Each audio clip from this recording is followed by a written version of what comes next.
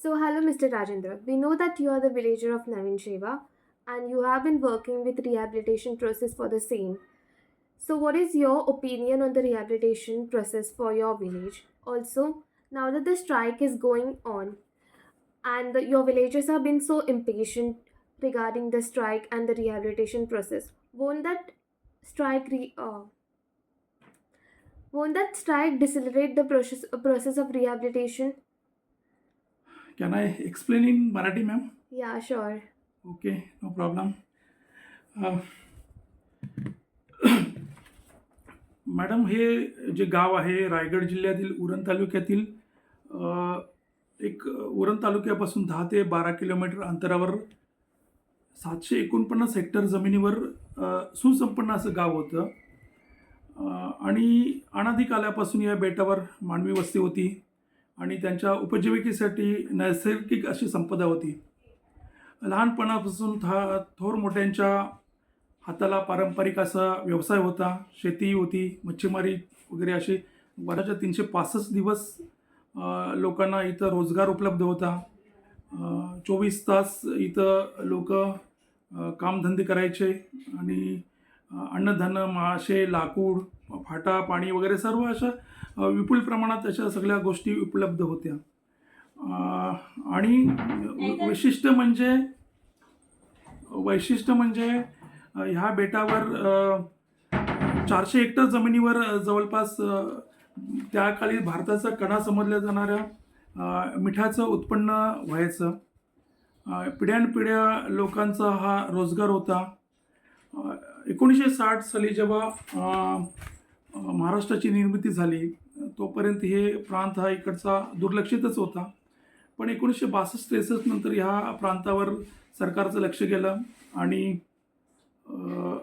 इथं डेव्हलपिंग करायला सरकारने सुरुवात केली. त्या अगोदर त्यांनी मुंबईचा जो लोकसंख्येचा वाढता जो लोंढा होता, तो कमी करण्याच्या दृष्टीने त्यांनी नवी मुंबईचा पर्याय शोधला आणि त्यासाठी त्यांनी ठाणा खाडीच्या पलीकडील 95 गावांची जमीन संपादित करण्याचा जो ठराव केला, त्याच्यामध्ये हे शेवा गावसुद्धा येतोय. आणि हे संपादनाचा जेव्हा सरकारने प्रस्ताव लोकांसमोर ठेवला, तेव्हा त्याला खूप मोठ्या प्रमाणात विरोध झाला. 1984 साली लोकांनी मोठं आंदोलन केलं. ह्या भागातील, ह्या गावातील किंवा इकडच्या परिसरातील 1 इंचसुद्धा जमीन आम्ही देणार नाही, हा लोकांचा ठाम याच्यावर लोकं ठाम होती. आणि ही पिकती जमीन आहे आमची, याच्यावर आमचा रोजगार चालतो किंवा आमच्या उपजीविकेचं जे काय आहे ते याच्यावरच, या जमिनीवरच सगळं आहे. तर आम्ही ही जमीन देणार नाही म्हणून लोकांनी आंदोलन केलं. पण सरकारने हे आंदोलन चिरडण्यासाठी पोलिसांचा बलाचा वापर केला आणि 13 जानेवारी 1984 साली जेव्हा पहिल्यांदा सरकार पोलिसांचा ताफा घेऊन शेवा गावामध्ये आले आणि जमिनीचा ताबा घेण्याचा त्यांनी प्रयत्न केला.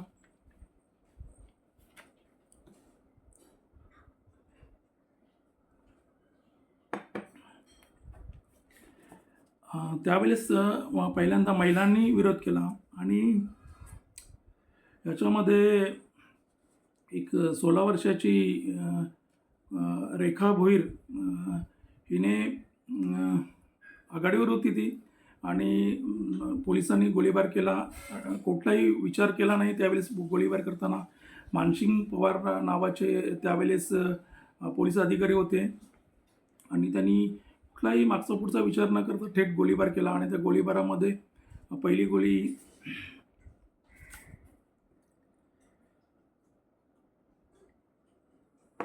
ही रेखा भोईर हिच्या पोटात घुसली. तर दुसरी गोळी तिचीच चुलती पद्मावती भोईर, पद्मावती वामन भोईर हिच्या नाकातून घुसली आणि कानातून बाहेर आली आणि 1984च्या आंदोलनाची ठिंगळी शेवा गावातूनच पडली. यावेळेस महाराष्ट्र शासनाने जमिनीचा भावसुद्धा हे केलेला होता.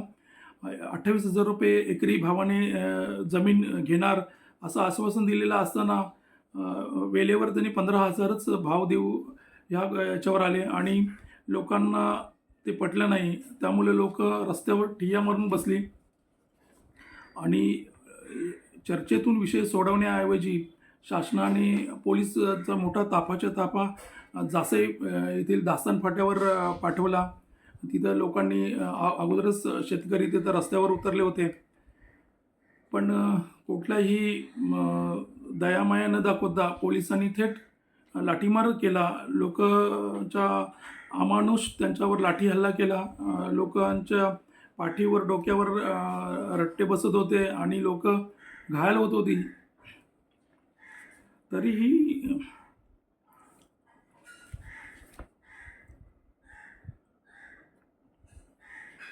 शेतकरीच होता तो पांगला नाही किंवा हटला नाही.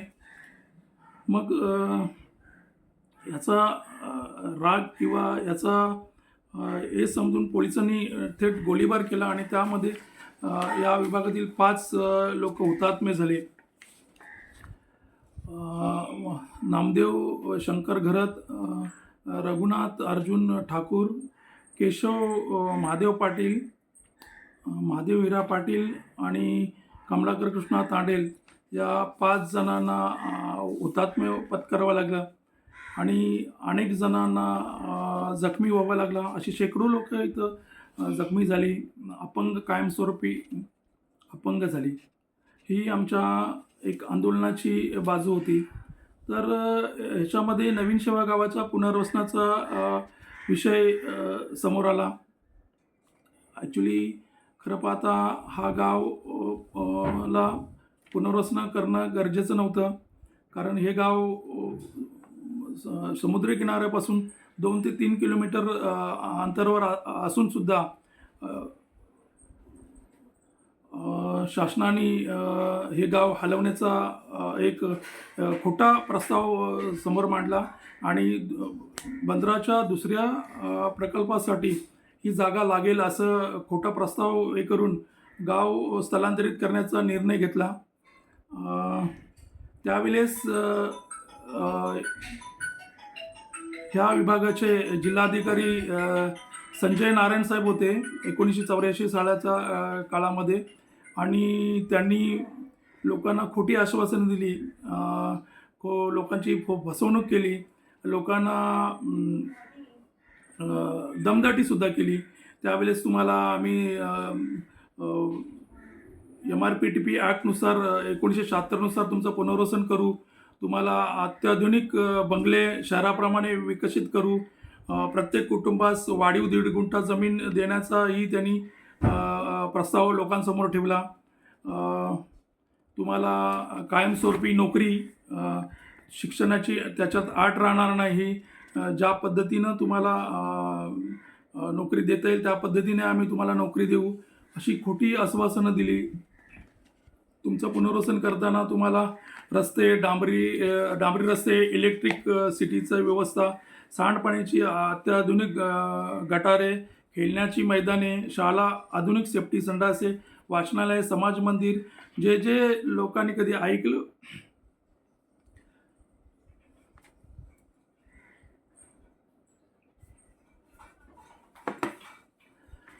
नव्हतं किंवा लोकांना जे ज्ञात नव्हतं ह्या गोष्टीसुद्धा देण्याचं त्यांनी आश्वासनं दिली. तरीही सुद्धा लोक गाव सोडून जाण्यास नकार देत होती. मग शेवटी त्यांनी आम्हाला एक धमकी दिली की इथं अफकॉन्स कंपनीचं जे बुलडोझर चालू आहे ते तुमच्या घरावर फिरवण्यात येईल आणि मग तुम्हाला कोणतंही अनुदान दिलं जाणार नाही. मग तुमचं तुम्ही बघायचं आहे, नाहीतर तुम्ही मुकाट्याने गाव सोडून जा आणि जे काय आहे तुमच्या जे पदरात पडेल ते घ्या आणि मुकाट्याने तिकडे राहा, तुम्हाला नोकरी देऊ, सगळं देऊ. हे पुन्हा ते वारंवार सांगत राहिले आणि तसं त्यांनी शासन ठरावात सुद्धा मान्य केलेलं होतं. दिनांक 10/11/83 रोजीच्या शासन ठरावात पुनर्वसन कायदा 1986 नुसार गावठाण NSPT विस्थापितांना शेतकरी, बिगर शेतकरी, वर्गवारी व कुटुंबाचे सभासद संख्येनुसार भूखंड देण्याचं त्यांनी मान्य केलेलं आहे. शासनाने 1983 रोजीच्या आयुक्त कोकण विभाग यांच्या अध्यक्षतेखाली विस्थापितांच्या पुनर्वसनासाठी कमिटी गठीत केली होती. त्या कमिटीमध्ये 14 जणांची ती कमिटी होती. त्याच्यामध्ये 9 लोक शासनाकडून होती, तर 6 लोक शेतकऱ्यांकडून होती. त्यांच्या मर्जीनुसार म्हणजे त्यांच्या ह्याच्यामध्ये त्यांनी जमिनीची जमिनीची हे केलेली आहे आणि शासनाच्या 9 अधिकाऱ्यांच्या साक्षीनं 6 गावकऱ्यांच्या साक्षीनं ही जमिनीची निवड केली होती. त्यासाठी त्यांनी येथील 112 सर्वे नंबरची जमीन निवडली नवीन शिवायसाठी. तर बोरीपाखाडी येथील जमीन ही कोळीवाड्यासाठी निवडण्यात आली होती. आणि हे सगळं निवडत असताना किंवा हे सगळं करत असताना तुम्हाला 33 हेक्टर जमिनीवर पुनर्वसन केले जाईल ही त्यांची भाषा होती.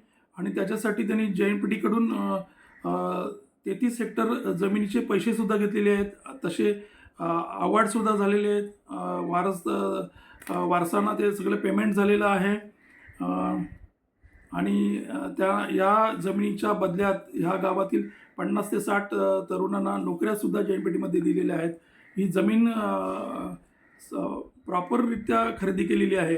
पण जेव्हा आमचं पुनर्वसन करण्याची जेव्हा वेळ आली तेव्हा ॲक्च्युली त्यांनी पुनर्वसन 33 हेक्टरवर करायला पाहिजे होतं. जे MRPT ॲक्ट 1976च्या कायद्यानुसार शेतकरी बिगर शेतकरी हा जो कायदा आहे, जर शेतकरी असेल तर कमीत कमी 4 गुंठ किंवा बिगर शेतकरी असेल तर त्याला 2 गुंठ अशी जमीन द्यायला पाहिजे होती. त्या हिशोबाने त्यांनी आमचं पुनर्वसन करायला पाहिजे होतं, पण ते केलं नाही. त्याच्यामध्ये पण आणखी जर कुटुंबाची संख्या 7पेक्षा कमी असेल किंवा 8पेक्षा जास्त असेल, याच्यामध्ये पुन्हा एक 400 square foot, 6,000 square foot, 8,000 square foot अशी आम्हाला त्यांनी जमीन देऊन आमचं पुनर्वसन करायला पाहिजे होतं. आणि 364 कुटुंबांचं त्यांनी पुनर्वसन करायला पाहिजे होतं. ॲक्च्युली शेवा गावामध्ये टोटल 710 कुटुंब होती. त्याच्यामध्ये 256 कुटुंब ही कोळीवाड्याची होती, तर 364 कुटुंब ही शेवा गावातील, तर 90 कुटुंब ही वाडी वस्तीवरील होती. अशी टोटल 710 कुटुंब त्या गावात वास्तव्य करत होती. आणि त्यांची जी जागा होती ती 749 हेक्टर जमीन होती. त्याच्यामध्ये मिठागराची 400 हेक्टर आणि उर्वरित जी जागा होती 349 हेक्टर ही पिकती जमीन होती. म्हणजे जिथं वाडिया होत्या, शेतं होती किंवा घरं होती, हे सगळ्या गोष्टी तिथं होत्या. ह्या गोष्टीचा त्यांनी कोणताही विचार केलेला नाही. फक्त कागदोपत्री सगळं त्यांनी केलं. आणि पुनर्वसन करताना फक्त 33 हेक्टरऐवजी त्यांनी 10 हेक्टरवर आम्हाला बसवलं. जिथं 4,000 चौरस फूट जमीन द्यायची तिथं फक्त 40 चौरस मीटर जमिनीमध्ये कुटुंबाला जमीन दिली. त्याच्यापैकी फक्त 237 कुटुंबांनाच फक्त त्यांनी जमीन दिलेली. वरची जी कुटुंबं आहेत ती शासनाची जी जमीन सोडली होती, ज्या सुविधांसाठी जमीन सोडली होती, त्याच्यावर लोकांनी घरं बांधलेली आहेत. ॲक्च्युली त्याची नोंद कुठंच नाही आहे त्या घरांची. फक्त तहसीलदाराच्या किंवा कुठल्या तरी शासकीय अधिकाऱ्याच्या मर्जीने ती फक्त घरं बांधलेली आहेत.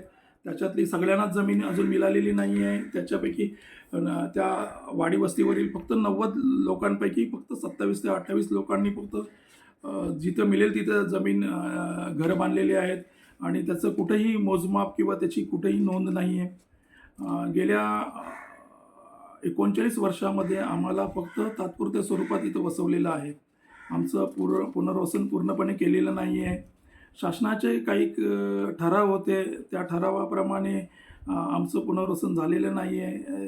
18/11/1983चा उपायुक्त कोकण विभाग यांच्या अध्यक्षतेखाली NSPT विस्थापितांच्या पुनर्वसनासाठी कमिटी गठीत केली होती.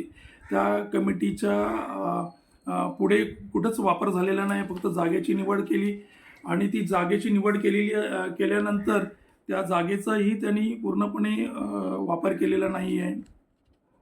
कोळीवाड्याला फक्त 90 गुंठावर त्यांचं पुनर्वसन केलेलं आहे, तर शेवा गावाचं त्यांनी फक्त 10 हेक्टरवरच पुनर्वसन केलेलं आहे.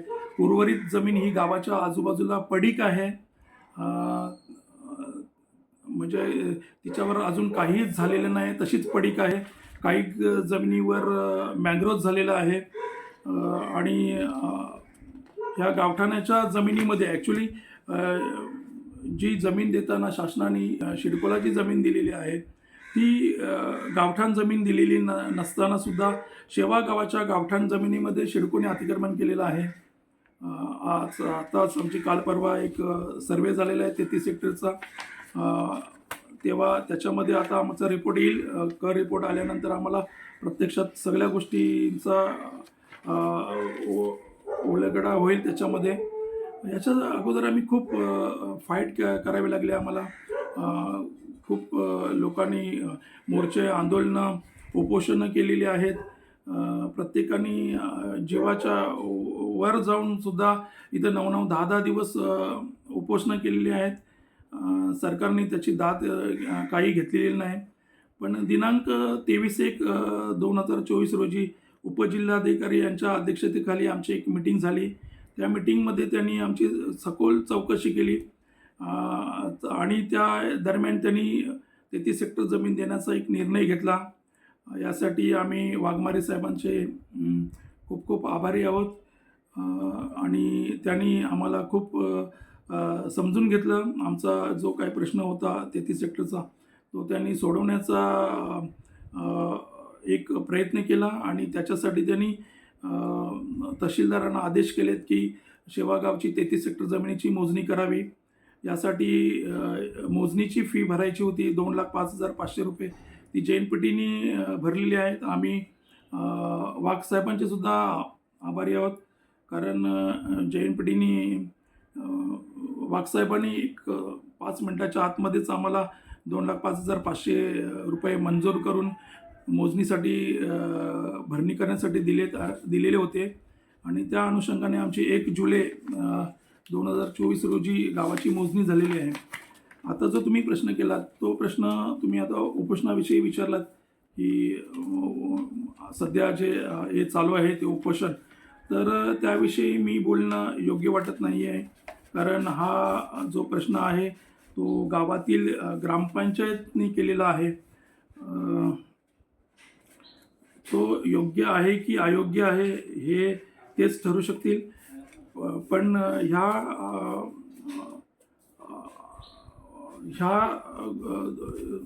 टायमिंगमध्ये ह्या वेळेस ॲक्च्युली खरं पाहता ते आंदोलन किंवा उपोषण व्हायला नव्हतं पाहिजे होतं.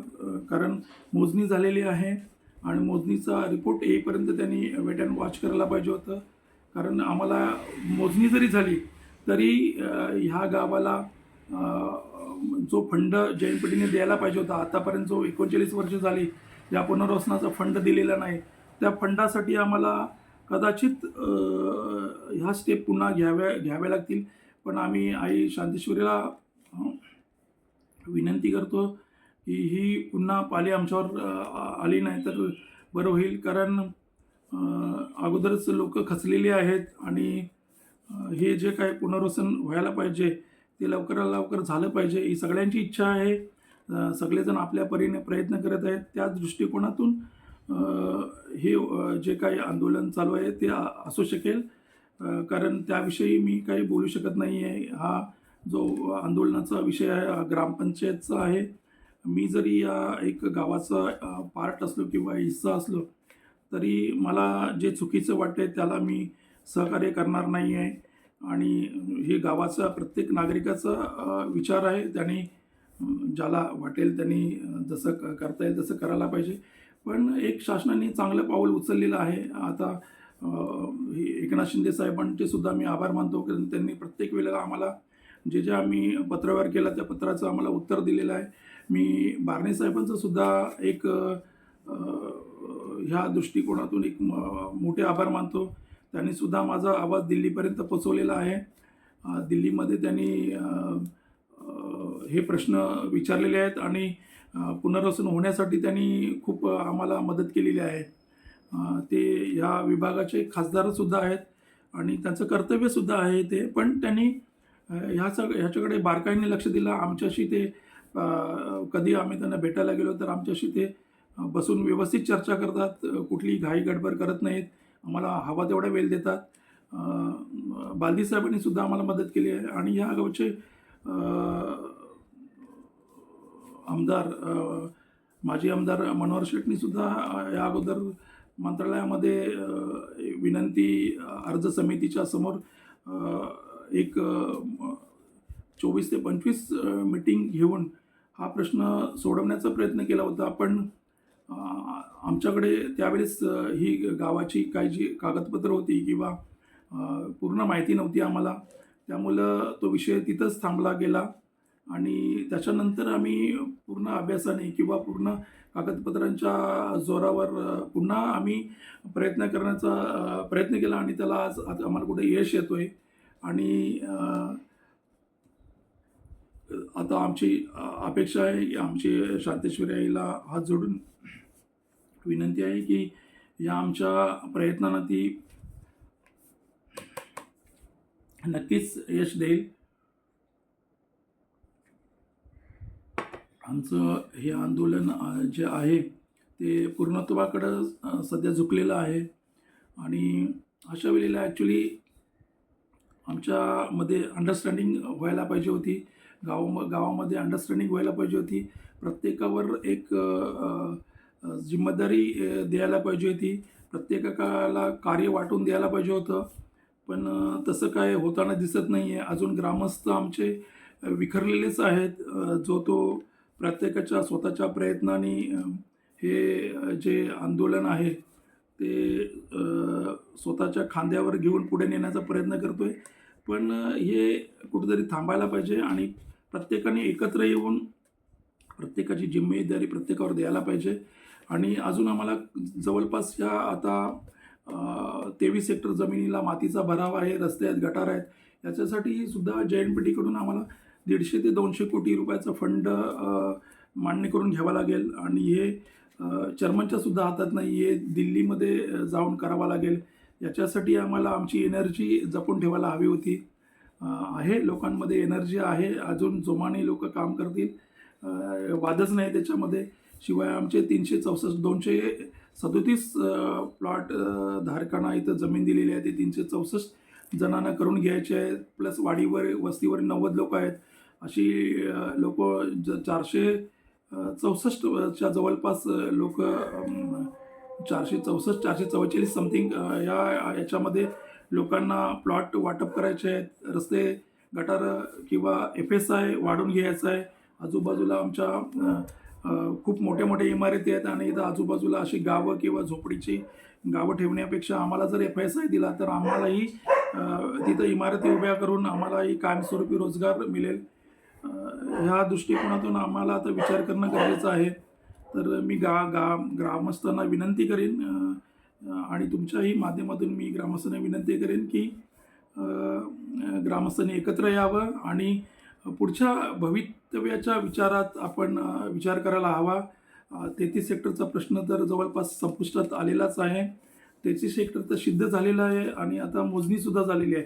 त्यामुळं 33 हेक्टर लवकरात लवकर पदरात पाडून प्रत्येकाच्या वैयक्तिक सातबारा कसा तयार करता येईल किंवा प्रत्येकाच्या सातबाऱ्यावर ही जमीन कशी घेता येईल हे सगळं आपल्याला बघायचं आहे. तर ह्या दृष्टिकोनातून आमचं आता पुढचं पाऊल असेल. मी ग्रामस्थांच्या टचमध्ये आहे.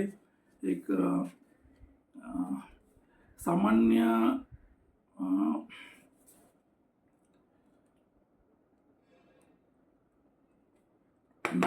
नागरिक असल्यामुळे लोकांना कदाचित माझं बोलणं पटत नसेल, पण पटेल. आज ना उद्या त्यांना ते पटवून घ्यावं लागेल.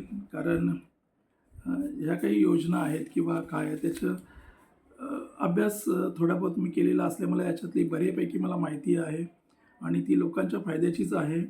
त्यामुळं मी लोकांना या व्हिडिओच्या माध्यमातून पुन्हा एकदा एकत्रित येण्याचा किंवा समजून घेण्याचा प्रयत्न करण्यासाठी विनंती करेन.